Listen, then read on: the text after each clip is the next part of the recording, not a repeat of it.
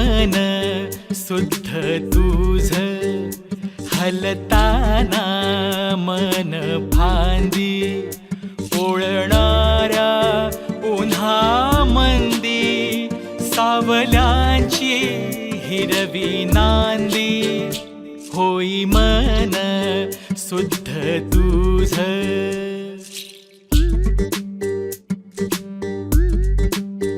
संध्याकाळी कातर वेळी खोलवरी लागे दिवा थकलेल्या अंधाराला उजेडाचा स्पर्श हवा होई मन शुद्ध तुझ होई मन शुद्ध तुझ.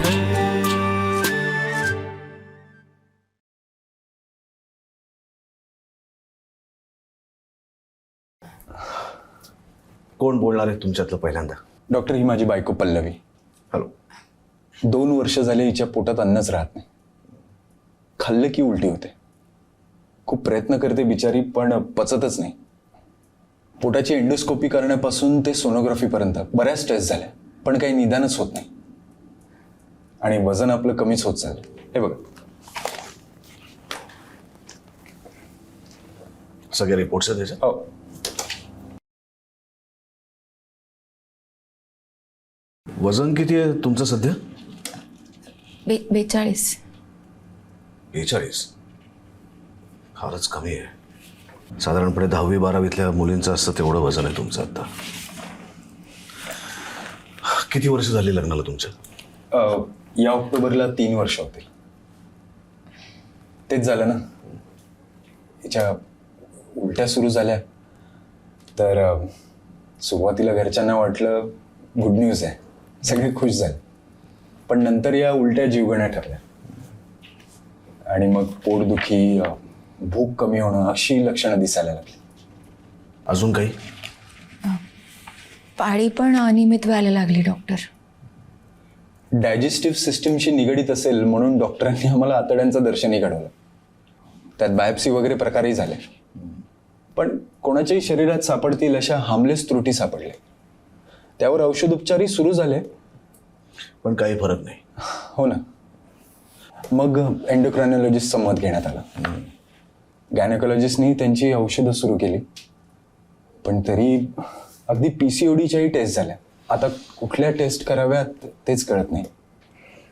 मुळात डायग्नोस होत नाहीये, त्यामुळे उपचार कशावर कराव्यात हेच ठरत नाहीये. उपचार तपासण्यांचा नाही, माणसांचा करायचा असतो असं आमचं शास्त्र सांगतं. तपासण्या मग त्या किती महागड्या असोत किंवा आधुनिक असोत, त्यांच्या निष्कर्षातनं पेशंटच्या आजाराशी सुसंगत काय तेवढंच फक्त घ्यायचं असतं.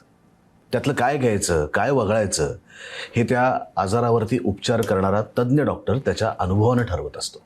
तुम्हाला माझ्याकडे काय यावं असं वाटलं? काय झालं डॉक्टर, या सगळ्या प्रोसेसमध्ये बोलता बोलता एकदा पल्लवी पोटाच्या डॉक्टरांना म्हणाली की मला उदास वाटतंय. आणि मग त्यांनीच सजेस्ट केलं की तुम्ही सायकॅट्रिस्टना भेटा. सो नाही, बरं केलं तुम्ही इथे आलात. मला सांगा, तुम्ही कुठे जॉब करता पल्लवी? नाही, मी हाऊसवाईफच आहे. बरं. तुम्ही काय करता सुजय? सर, मी मॉडेल फोटोग्राफर आहे. माझा लोअर परेलला आधी स्टुडिओ होता, आता खारला शिफ्ट झाला. डॉक्टर सॉरी, पण या सगळ्या गोष्टींमुळे कामात लक्षच लागत नाही. सॉरी सुजय. पल्लवी, माझ्यामुळे. Doctor Polish. अगं, मी बोलता बोलता बोलून गेलो. Just sorry. डॉक्टर, हे बघा, ही अशी हळवी झाली आहे. मग त्यांचे रिपोर्ट्स मी चेक केले. हिमोग्लोबिन कमी झालं आहे, त्याच्यामुळे अशक्तपणा आला आहे. त्यामुळे अशक्तपणा हे सहनशक्ती कमी झाली आहे. आय नो, पण इथे इथे इथे इथे बेसिन आहे बघा. इथे बेसिन. इकडे.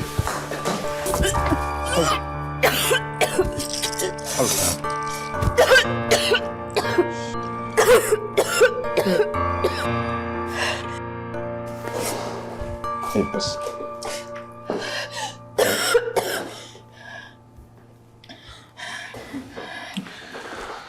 कसं वाटतंय आता? बरं वाटतंय? पल्लवी तुम्ही आत्ता दोघंही घरी जा. तुम्ही आराम करा आज दिवसभर. उद्या परत या.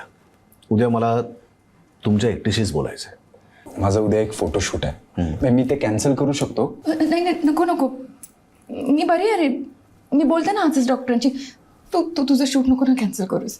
आधीच सगळं माझ्यामुळे अरे झालं. इट्स ओके, मी कॅन्सल करू शकतो. नाही डॉक्टर नको, मी तुमच्याशी आजच बोलते प्लीज. ठीक आहे. सुजय प्लीज तुम्ही बाहेर या. बसाल.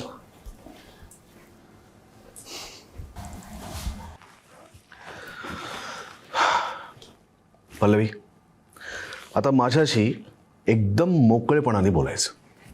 ठीक आहे. मला सांग तुमचं लव्ह मॅरेज काय अरेंज मॅरेज? अरेंज्ड. मग कांद्या पोह्यांचा कार्यक्रम झाला की नाही? झाला. मग पोहे कोणी केले होते? तू केले होतेस का आईने केले ते तुझ्या नावाने कपोस? नाही नाही कांदेपोळे मीच बनवले होते. मला स्वयंपाक बनवायची, खायची आणि खाऊ घालायची खूप आवड होती डॉक्टर. लग्नातला फोटो आहे का एखादा फोनमध्ये? म्हणजे हरकत नसेल तर दाखवू शकशील? हो एंगेजमेंट मधला आहे. ठीक आहे. हे तू आहेस? ओळखूच येत नाहीस. किती वजन होतं तेव्हा तुझं? 58. 58. ज्या व्यक्तीला स्वतःला खायला आवडतं, जिला स्वयंपाक करायला आवडतो, जिला इतरांना प्रेमाने खायला घालायला आवडतं, तिच्या वजनामध्ये लग्नानंतर अकारण 16 किलोची घट. बरं झाडून तुझे सगळे रिपोर्ट्स नॉर्मल आहेत. म्हणजे याचा अर्थ एकच पल्लवी, एकतर तुला खाणं बनवता येत नाही किंवा तू हो नाही डॉक्टर, मी खरंच सांगतेय शपथ. हो माझी आजी नागपूरची ना, त्यामुळे तिच्याकडून पुरणपोळ्या, कटाच्या आमटीपासून ज्याला विदर्भात पुडाची वडी, पाटोडी म्हणतात, त्या कोथिंबीर वडीपर्यंत सगळ्या गोष्टी शिकली मी. पाटोडी? हां. माझा आजोळ सुद्धा नागपूरचा. काय? हां त्या बडकस चौक. हो बडकस चौक. रामभाऊची पाटोडी. हो. हां फेमस आहे तिथली. मी जेव्हा जेव्हा लहानपणापासून नागपूरला जायचो, मी हमखास त्यांच्याकडची पाटोडी खायचो. हो शिवाय हेटीच्या फुलांची भाजी, आंबाडीच्या कळ्यांची जांभळी चटणी, वरण फळं, रावण भात, पंचामृत या सगळ्या गोष्टी येतात मला. एवढंच काय, लग्न झाल्यानंतर सुजयला आवडतं म्हणून चायनीज, जॅपनीज आणि मेक्सिकन डिशेस सुद्धा शिकले मी. वा, म्हणजे सासूही खुश आणि नवराही खुश. मग तू का खुश नाहीयेस? कशाने झुरतंय तुझं मन? तू त्या पोटाच्या डॉक्टरांकडे दाखवायला गेलीस आणि बोलता बोलता बोलून गेलीस की उदास वाटतंय. मग मला सांगण्यासारखं काही आहे का? हे बघ, मी कोणालाही सांगणार नाही. मला सांग, शरीर संबंधात नाही नाही डॉक्टर, तसला काही प्रॉब्लेम नाही आहे. समाधानी आहे. दोघंही? त्याचं माहित नाही, मी आहे. मग तो असमाधानी असेल अशा विचाराचं काही टेन्शन आहे का? नाही, तसं कधी तो म्हणाला नाही. तसं खूप प्रेम करतो माझ्यावर. नाही अर्थात ते दिसतच आहे. मूल होण्याचं काही टेन्शन? जे नाही हो, याबद्दल कधी कोणीच छेडलं नाही मला. जी मुलगी स्वतः उत्तम सुगरण आहे, खवय्यी आहे, ती अन्नापासून एवढी दूर कशी काय गेली? समजा मी आता इथे एक पट्टीचा सामोसा मागवला आणि तू मगाशी उल्लेख केलास त्या जांभळ्या चटणी सकट, तर तुझी भूक चालवणार नाही? तुझ्या तोंडाला पाणी सुटणार नाही? उलटी होण्याची भीती वाटते डॉक्टर, आणि कॅलरीज वाढतात त्या. काय कॅलरीज? हो, एक पंजाबी समोसा 276 कॅलरीज, त्या जाळ्याला 45 मिनिटं धावावं लागेल. एक संत्र 37 कॅलरीज, एक केळं 110 कॅलरीज, एक साधा फुलका 70 कॅलरीज, तूप लावून होतो 108 कॅलरीज, एक कप चहा 50 कॅलरीज, एक बटाटा 100 कॅलरीज, त्याचे फ्रेंच फ्राईज केले की 200 कॅलरीज होतात. एक वाटी पालक 24 कॅलरीज, आणि त्याचं पालक पनीर केला की एक वाटी पालक पनीर 280 कॅलरीज, एक पाव 80 कॅलरीज, आणि एक प्लेट पावभाजी 610 कॅलरीज. बस बस बस बस. तू मोजून मोजून दमली आहेस, मी फक्त ऐकून दमलोय. हे घे 0 कॅलरीज.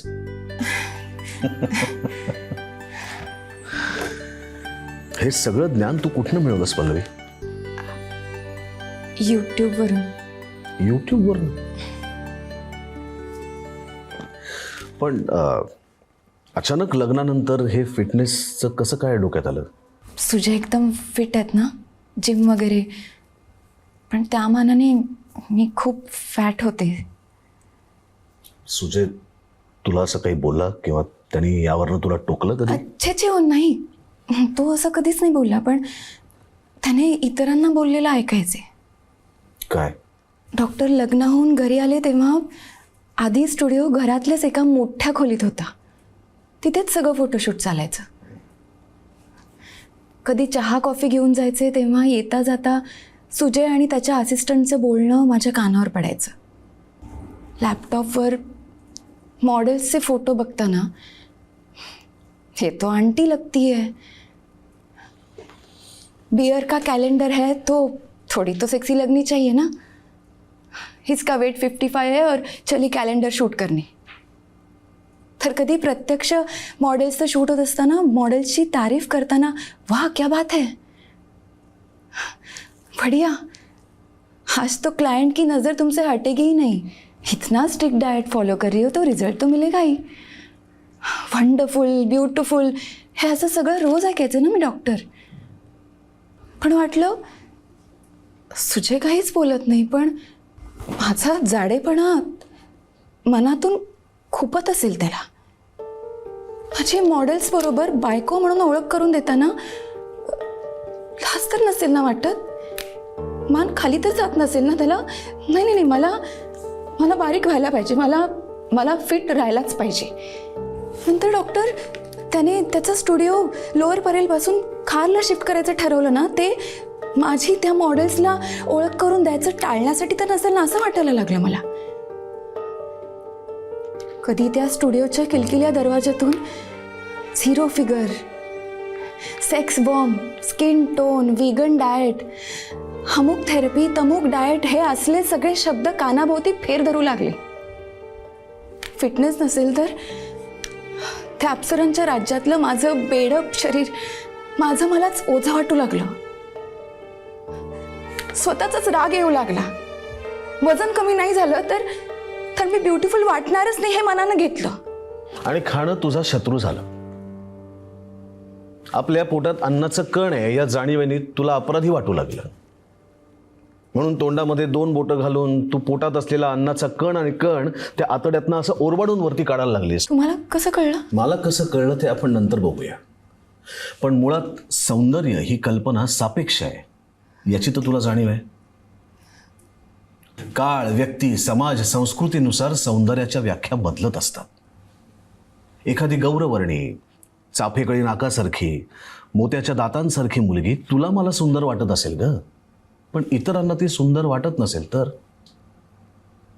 आफ्रिकेमध्ये लांब मानेला सौंदर्य म्हटलं जातं. चायनामध्ये छोटे पाय म्हणजे सौंदर्य. इतकंच कशाला, ज्यांच्या लग्नामध्ये लोक जातात त्याच वधूवरांकडे बघून काय पाहून हिनी किंवा ह्यानी ह्याला निवडलं असेल काय माहिती, असं त्यांच्याच पैशाचा आईस्क्रीम खात खात म्हणत असतात. कोणाकोणाच्या अपेक्षा पूर्ण करणार आहेस तू आणि कशा? पण डॉक्टर, आपण स्लिम ट्रिम, आकर्षक आणि सुंदर दिसावं या अपेक्षेत काय वाईट आहे? नाही, काहीच वाईट नाही आहे. पण याचे मापदंड कोण ठरवणार? पुरुषी नजरा, आणि आपण त्यांना बळी पडायचं. पण वजन कमी असणं हे आरोग्यासाठी सुद्धा चांगलंच आहे की नाही? पल्लवी, तुझा बॉडी मास इंडेक्स हा 17च्या खाली आहे. ब्लड शुगर लेवल जितकी कमी तितकं जास्त चांगलं, पण किमान 80 एवढी तर असली पाहिजे. आता ती 80च्या खाली जर 40पर्यंत गेली तर शुद्धीवर तरी राहशील का तू? हो, बाकीच्यांचं जाऊ द्या, पण मी माझ्या नवऱ्याच्या अपेक्षा पण पूर्ण नको का करू? ठीक आहे, आपण तुझ्या नवऱ्याला आतमध्ये बोलूया, सुजयला आतमध्ये बोलूया. प्रीती, जरा सुजयना आत पाठव. Okay sir. या. सुजय, मी आता काही माझे विचार तुझ्यासमोर मांडणार आहेत, ते तुला मान्य आहेत का मला सांग. शुअर. तू ग्लॅमर वर्ल्डमध्ये आहेस. आपल्या मनावर पाश्चात्य समाजाच्या सौंदर्याच्या कल्पना लादल्या गेल्यात किंवा आपण त्या लादून घेतल्यात, हे मान्य आहे? हो, खरं आहे. म्हणजे गोरी असणं म्हणजे सुंदर असणं, सडपातळ असणं म्हणजेच हेल्दी असणं, किंवा निळे डोळे म्हणजे रोमॅन्टिक असणं. तुमच्या क्षेत्रातल्या जाहिरातदारांचा मुख्य भर हा सामान्य लोकांच्या, तुमच्या भाषेत ग्राहकांच्या मनात नैराश्य आणि न्यूनगंड निर्माण करणं हा आहे. I didn't get it. म्हणजे तुमची त्वचा निस्तेज आणि कोरडी आहे, तुमचे केस विरळ आहेत, तुमची उंची कमी आहे, त्यामुळे पार्टीत तुमच्याकडे कोणाचं लक्ष जात नाही, तुमच्या पायावरती भातशेती करता येतील एवढ्या भेगा पडल्यात, तुमची फिगर झिरो नाही, तुमचे कपडे स्वच्छ धुतलेले नाहीत, तुमचे दात पिवळे पडलेत, तुमच्या काखेत वास येतोय, तुमच्या तेलात कोलेस्ट्रॉल आहे, तुमचं हृदय कमजोर आहे, तुमच्या पोटाचा घेर इतका वाढला आहे की त्यामुळे तरुणी तुमच्याकडे आकर्षित होत नाहीत, तुमची मुलं हुशार नाहीत, एक ना अनेक.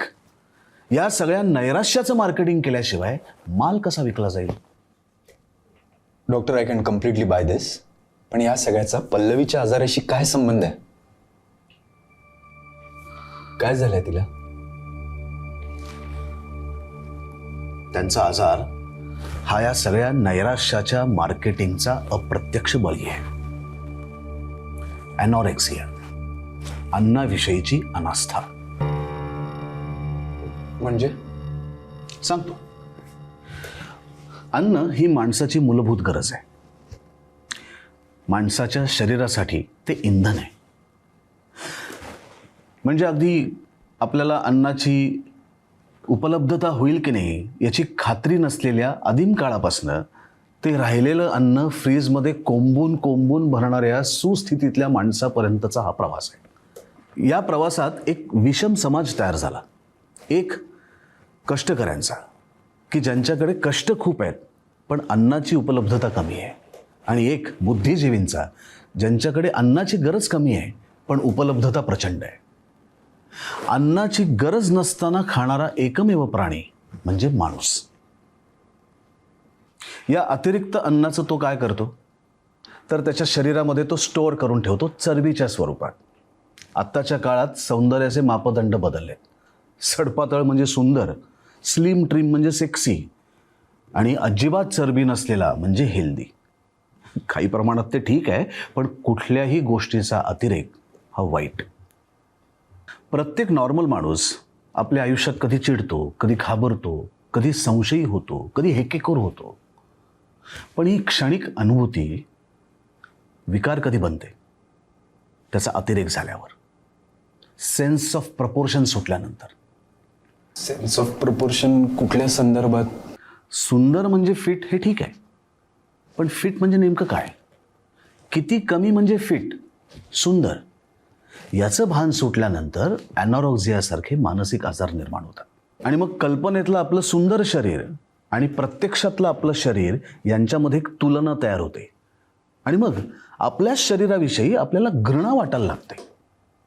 प्रत्यक्षापेक्षा प्रतिमा उत्कट वाटते, आणि मग या संघर्षामधनं आपण उपाशी राहतो, खाल्लेलं अन्न उलटीद्वारे बाहेर काढतो. हे असं सगळं करतेस तू doctor? I just can believe this. एक लक्षात घ्या, श्वास घेणं जितकं आपल्या शरीरासाठी गरजेचं आहे तितकंच भूक लागणं ही सुद्धा एक नैसर्गिक प्रक्रिया आहे. या दोन्ही गोष्टी आपण थांबवू शकत नाही. त्यामुळे एकीकडे भूक भागवण्याची अनावर उर्मी, आणि दुसरीकडे स्लिम दिसावं यासाठी असलेला सामाजिक दबाव, प्रेशर, याच्यातनं वाटणारा अपराधी भाव, आणि त्यातनं निर्माण होणारा हा ॲनॉरेक्सिया नावाचा आजार. Doctor, this is all shocking. एकतर मला एक कळत नाही डॉक्टर, तुम्ही सारखं सामाजिक दबाव असं म्हणता. पल्लवीवर असं कोणतं सुंदर दिसण्याचं किंवा फिट दिसण्याचं सोशल प्रेशर आहे मला काहीच कळत नाहीये. पल्लवीच्या बाबतीत हे प्रेशर नवरा म्हणून तुझ्या फिटनेसबद्दलच्या अपेक्षांचं आहे. माझ्या नवरा म्हणून? हां, म्हणजे तिला असं वाटतंय की तिचा जाडेपणा कुठेतरी तुला मनातनं खटकत असावा. पल्लवीचं जाडेपणा मी कधी म्हटलं असं? नाही, तू कधीच बोलला नाहीस, हे तिने मला आवर्जून सांगितलंय. पण तू ग्लॅमर वर्ल्डमध्ये आहेस, सुजय, मॉडेलिंगच्या जगात आहेस. एखाद्या झिरो फिगर असलेल्या मॉडेलला ऑसम ब्युटिफुल दिसतेस हे तिने ऐकलंय, आणि त्याच्यावरनं तिचा असा समज झालाय की तू रब्बिश. काय सांगताय पल्लवी? मी तुला कधी यावरून क्रिटिसाइज केलंय का? तुला हे कोणी सांगितलं? किलकिल्या दरवाजाने. पूर्वी जेव्हा तुझा स्टुडिओ तुमच्या घरातच होता तेव्हा तुझं मॉडेलबरोबर तुझ्या असिस्टंटबरोबर चाललेलं बोलणं तिने ऐकलं आहे. पल्लवी, ते मी मॉडेल्सला उद्देशून बोलत होतो. पल्लवी, हे बघ, मॉडेल्सनी 0 फिगर असणं हा त्यांच्या व्यवसायाचा भाग आहे आणि क्लायंटला अपेक्षित असलेलं त्यांचं ते सो कॉल्ड सौंदर्य टिपणं किंवा त्यांना अप्रिशिएट करणं हा माझ्या व्यवसायाचा भाग आहे. त्या सगळ्या अपेक्षा मी तुझ्याकडून का करेन आणि का कराव्यात? तसं असतं तर मी तुला पहिल्याच भेटीत पसंत का केलं असतं? Doctor, when I saw her for the first time मला ती जगातली सगळ्यात सुंदर स्त्री वाटली होती. कुठलंही खोटं कोरीव काम न केलेलं सुडौल बांधा, तिच्या चेहऱ्यावरची टवटवी मला अट्रॅक्ट करत होती. कोणत्याही मेकअपचा लेप नाही, आयलाइनर नाही, असं अस्सल सौंदर्य माझ्यासमोर बसलं होतं. ते 0 फिगरनी कंटाळलेल्या माझ्या डोळ्यांना असं समोर हिरवळ दिसावं असं झालं होतं. पल्लवी, तू तुझ्या कल्पनेत माझ्या तुझ्याबद्दलच्या असलेल्या अपेक्षांच्या जाळ्यात स्वतःला गुरफटून टाकलंस आणि ही अशी अवस्था केलीस. तुला कुठला आजार झालाय यांनी मला दिवस रात्र झोप येत नाही. स्टुडिओ असिस्टंट्सवर टाकून मी डुलक्या घेत असतो आणि तिला असा आजार डिटेक्ट व्हावा. Pallavi, I love you. तू जशी होतीस मला तशीच हवी आहेस. पल्लवी, आता जरा स्वतःच्या मनाची दारं सुद्धा किलकिली कर आणि सुजयचं तुझ्यावरचं असलेलं अफाट प्रेम शिरू दे तुझ्यामध्ये. आणि मॉडेल्स किंवा स्टार्सची नाही, आपल्याला आपली स्वप्रतिमा हवी आहे. आपण जसे आहोत तसे छान आहोत याचा स्वीकार करणं ही तुझ्यावरच्या उपचाराची पहिली पायरी. बाकी डाएट वगैरे म्हणजे जे आवडेल ते भरपूर खा. नियमित कन्सल्टेशन घ्यायचं आणि मी तुला काही औषधं देईन, ती तुला मदत करतील. ठीक आहे? आणि हां, मला एक सांग पल्लवी, पाटोड्या खायला कधी येऊ तुझ्याकडे?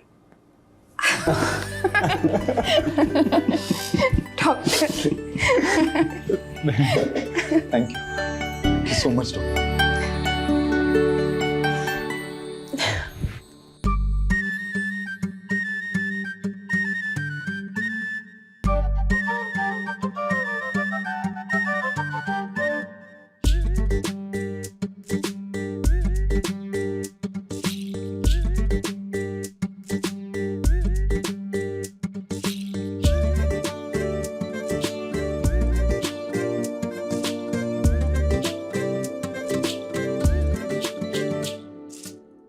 माझे मिस्टर गेल्या 25 तारखेला वारले.